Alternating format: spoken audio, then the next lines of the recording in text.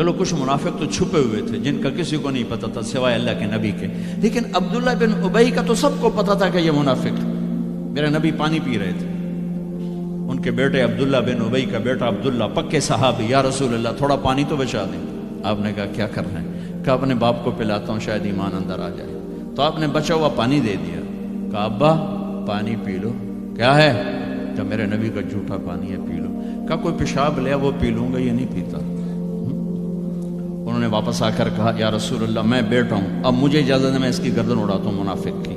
آپ نے کہا نہیں عبداللہ تیرا باپ ہے تو خدمت کر، میں نہیں چاہتا لوگ کہیں محمد اپنے ساتھیوں کو قتل کراتا ہے۔ میرے نبی تو منافقوں پہ مہربان، امت پر کفر کے فتوے، واجب القتل کے فتوے، کہ تمہیں موت نہیں آئے گی، تم نے اللہ کے سامنے کھڑے ہو کے جواب نہیں دیا۔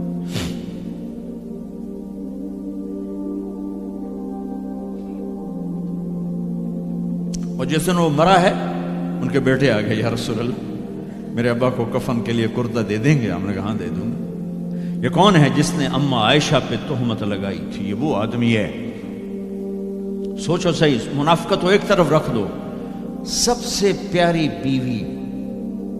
ایک صحابہ نے پوچھا یا رسول اللہ آپ کو سب سے زیادہ کس سے پیار ہے؟ آپ نے کہا عائشہ سے۔ بھری محفل میں کہا، عرب میں اظہار محبت عورت کے ساتھ عیب تھا، لیکن آپ نے بھری محفل میں کہا عائشہ سے۔ وہ گھبرا گئے، ان کو توقع نہیں تھی کہ یا رسول اللہ میرا مطلب ہے مردوں میں کس سے زیادہ پیار ہے؟ تو آپ سمجھ گئے کہ اس کو میرا جواب ہضم نہیں ہوا، تو آپ نے یہ نہیں کہا ابو بکر سے، آپ نے کہا عائشہ کے ابا سے سب سے زیادہ پیار ہے، جن کی گود میں سینے پر سر تھا، کائنات کی واحد خاتون، مات فی سحری و نحری۔ میرے محبوب صلی اللہ علیہ وسلم یوں پڑے ہوئے تھے، اور یہ گال یہ سر اما عائشہ کی ٹھوڑی اور سینے کے درمیان تھا، اور کائنات کی افضل ترین ہستی نے، کائنات کی افضل ترین خاتون کے سینے پر جان دی، یہ وہ خاتون ہے۔ یوسف علیہ السلام پہ تہمت لگی، شہد شاہد من اہلہا، زلیخا کے عزیزوں میں ایک نے گواہی دی کہ یوسف سچے ہیں، زلیخا جھوٹی ہے۔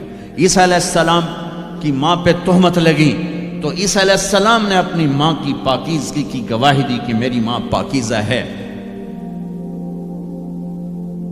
امت کی ماں عائشہ پہ تہمت لگی تو میرا اللہ خود گواہ بن کے آیا، میرے اللہ نے گواہی دی، اور سورہ نور میں 14 آیات اتاری،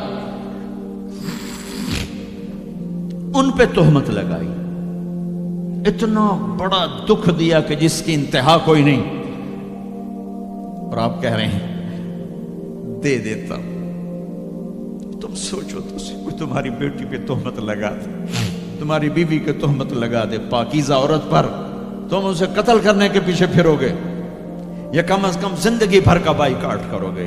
یہ وہ خاتون ہیں جن کی پاکی کو بیان کرنے کے لیے اللہ گواہ بنا، قرآن گواہ بنا، جن کا حجرہ میرے نبی کا روضہ بنا، جہاں 70,000 فرشتہ صبح آتا ہے شام تک درود و سلام پڑھتا ہے، شام کو آتا ہے صبح تک درود و سلام پڑھتا ہے۔ کیا دکھ نہیں دیکھا اس وقت، اور میرے نبی کہہ رہے ہیں یہ لو میرا کرتا اپنے باپ کو کفن دے دو۔ پھر کہا یا رسول اللہ جنازہ پڑھا دیں گے؟ کہاں پڑھا دوں گا، شاید بخشش ہو جائے۔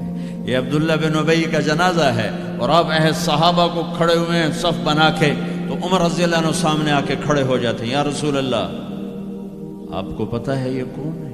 کہاں پتا ہے، جانتا ہوں، تو آپ اس کا جنازہ کیوں پڑھا رہے ہیں؟